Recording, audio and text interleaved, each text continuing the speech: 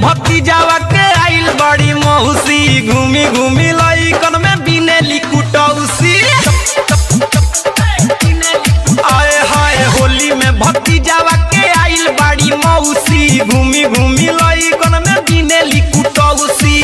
सोटी सोटी सबसे पोटी बागी धरवले खौसी रे खौसी। होली में भतीजावा के आइल बड़ी मौसी घूमी घूमी लइकन में बिनेली कुटौसी।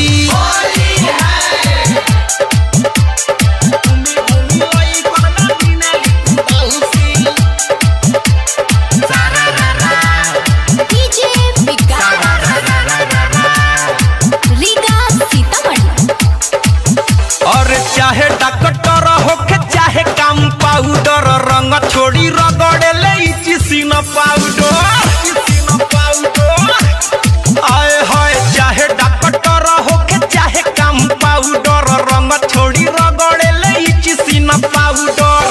पारा पारी पिचकारी सबके देले बड़ी झौसी रे झौसी। होली में भतीजावा के आइल बाड़ी मौसी घूमी घूमी लइकन में बिनेली कुटौसी।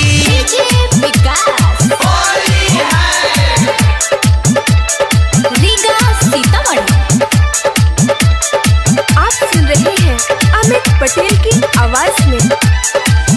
अरे पुआ पूरी तरुआ खाता बाड़ी खाना होली में अमितावा के सुनो तारी गाना।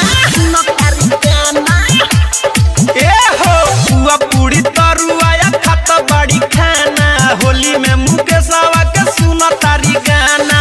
फेमस सफी रोजावा से खोजली दिया रही सौसी रे सौसी। होली में भक्ति